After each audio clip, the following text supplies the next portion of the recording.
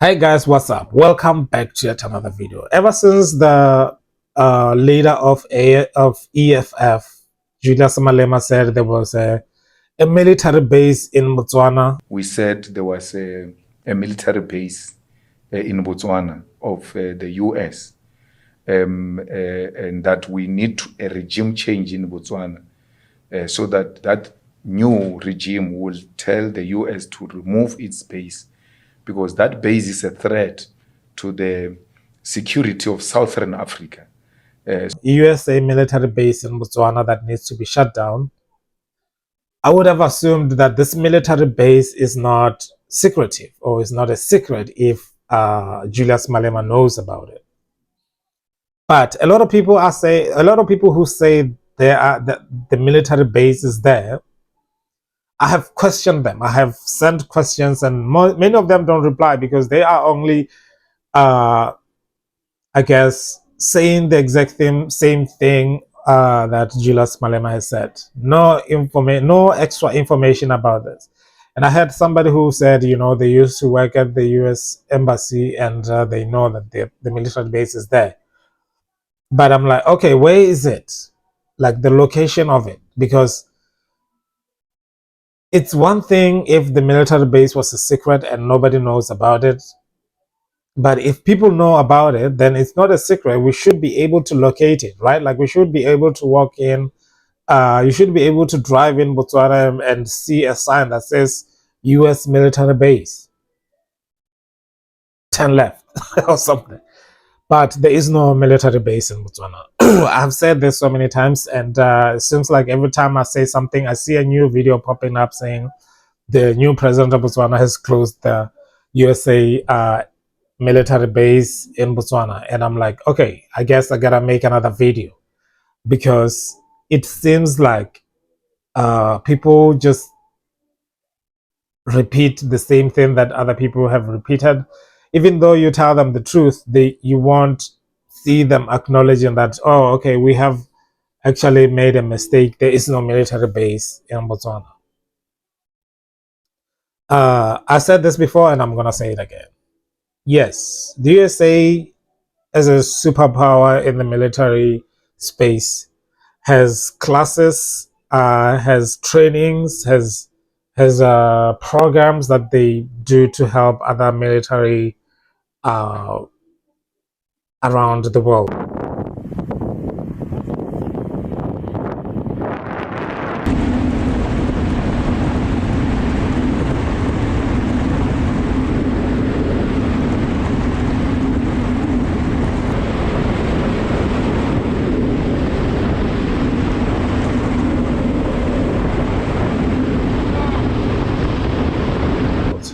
Africa included. That's why we have AFRICOM, which a lot of people wanted done for. So what they do is that they collaborate with military personnel all around the African continent, training them on new like war and stuff like that, on how to tackle war and the intelligence of wars and stuff like that. For example, Russia has invaded Ukraine, and there's a war, full-on war in Ukraine right now. Russia attacking Ukraine, and Ukraine managed to stand its ground and took Russia by surprise. The military of Russia has been struggling to have enough personnel to keep this war going, so they introduced a strategy to involve other military personnel. This is good for those military because you get a lot of what do you call it, in-ground training. Now you're gonna go back with a lot of experience because okay, in a real war, it's not like in a drill war. Real war, this is happening. So now you have to train your military personnel knowing that in a real situation, this is what is needed. So because the USA have gone to so many wars, they have that experience in paper, and they are sharing some of the strategies with many military personnel all around the world, Africa included. And this is why in recent time in the Senate, they were questioning the General Langley. How many Africans has the United States military trained and equipped? Congressman, I don't have that figure. I can get that figure for you. Ballpark, just, how many? Congressman, it would be a wild guess right now. Seems like something we should know, right? Over the years, we have trained a substantial number, especially in the Gulf of Guinea states, but including Like more than 10,000? It is more than 10,000. Who's over the AFRICOM program, because it seems like the people that they have trained have gone on to become dictators in those countries. So that image, this is Colonel Mamade Doumbouya, and this is a photo of him. Did we train and equip him in Guinea? By name, I cannot identify that. Well, that guy in the middle with the big red hat, Colonel Mamade Doumbouya, that's him with a bunch of U.S. service members outside of our embassy. And just months after this photo was taken in 2021, he led a coup in Guinea and threw out the leader. Does that the U.S. Senate, where I was asking, like, should we continue with this thing if we looks like we are training people that are going to overthrow the government?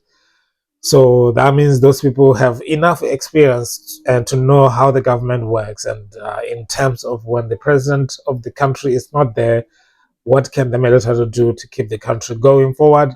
But those military personnel, they take that information and use it for their personal gain.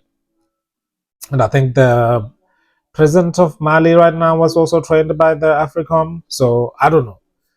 Anyway, this is about military.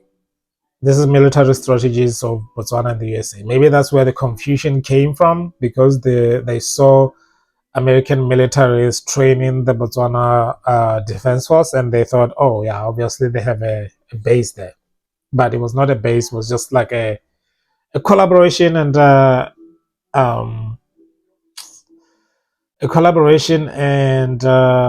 just strategizing and teaching people of the real stuff and how to deal with what's happening when war is already like it's real. It's not just like real drill. You see what I did there?